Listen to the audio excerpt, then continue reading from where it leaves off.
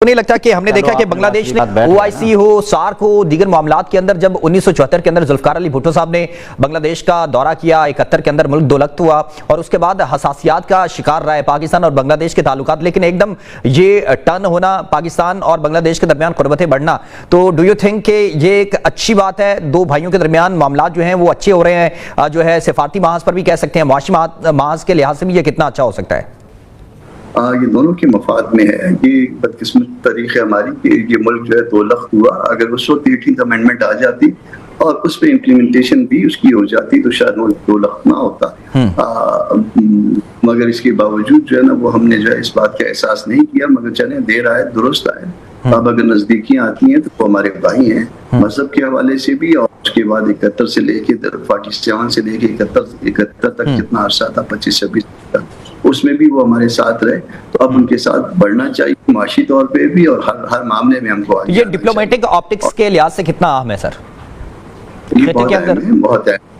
इस लाट के साथ अगर कोई जाता है, इसका मतलब ये हुआ कि नेक्स्ट टू प्राइम मिनिस्टर जो ना हमारा जो डेलीगेशन गया है, तो next to prime minister delegation जाने का मतलब ये है कि अगला रास्ता जो है ना आपका प्राइम मिनिस्टर के आने जाने का या मैक्सिमम जो है जो आपके यहाँ चीफ एग्जीक्यूटिव हो सकता है उनके आने जाने का रास्ता खोला जा रहा है। तो वो रास्ता खुले और उस रास्ते खुलने के बाद मजीद नजदीक आएंगे इंशाल्लाह। ये दूरियां जो है अल्लाह करे कि इस दूरियों का खात्मा हो और हम मिलजुल के दुनिया के अमन के लिए। DGISPR भी कह चुके हैं कि अगर अब भारत ने कोई हरकत की तो उनको मशरक से जवाब दिया जाएगा।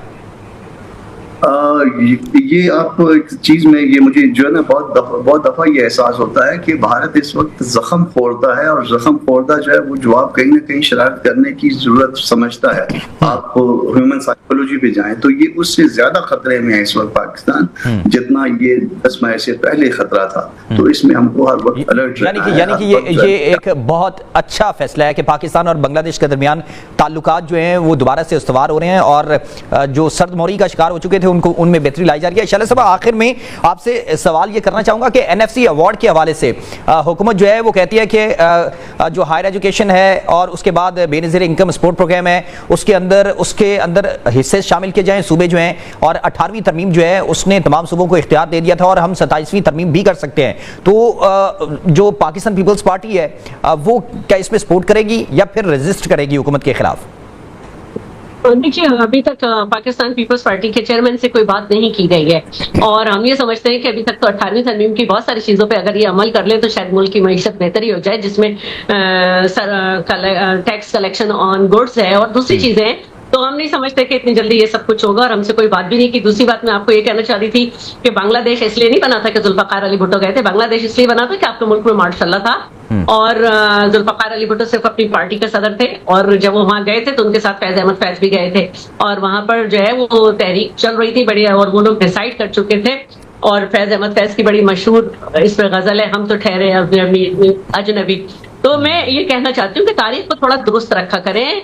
जुल्फकार अली भुट्टो ना वजीर आजम थे ना सदर थे, वो अपनी पार्टी के सरबराह थे, मुल्क में मार्शल्लाह था, जो फैसला था वो मार्शल्लाह का था, लीगल फ्रेमवर्क ऑर्डर के तहत मुल्क चला।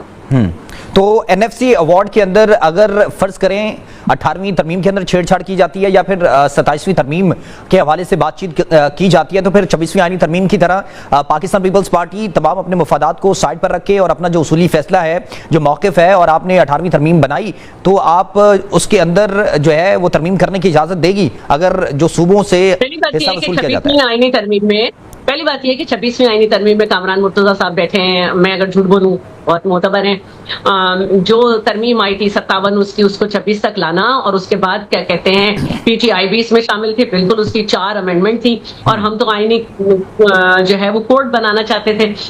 तो हमने अपने कोई मफादात नहीं रखे। मैं समझती हूँ कि floor of the house chairman ने ये कहा कि अपने वालिद साहब के बाद अगर मैं किसी को समझता हूँ कि सियासतदान है वो मौलाना है और अगर आगे भी कोई तरमीम आती है तो हम बिल्कुल उसको पढ़ेंगे, देखेंगे और करेंगे। लेकिन जहां तक बात है 18वीं तरमीम जो है वो बहुत ज्यादा सोच समझ के हुई, बहुत कम उसमें डिसेंटिंग वॉइस थी और जब तक इस तरह से नहीं बैठेंगे, इस तरह एनएफसी एक तो 2016 से किया नहीं किया गया, एक चीज जो है वो अप्रोक्सीमेटली करके कर दी जाती है, तो हम बहुत चीजें उसको देखनी है और हुकूमत को चाहिए कि जहां एक तरफ वो दूसरी बातें करे, इसके लिए एक कमेटी बना दी जाए जिसमें तमाम पार्टी से लोग लिए जाए जो अंडरस्टैंड करते हो सब चीजों को, मेरी तरह ना हो, कामरान साहब की तरह। और उसके बाद जो है आगे बढ़ा जाए। उसके बाद ठीक है, कमेटी ठीक जो है, वो अपना काम करती है। आपका पॉइंट आ गया।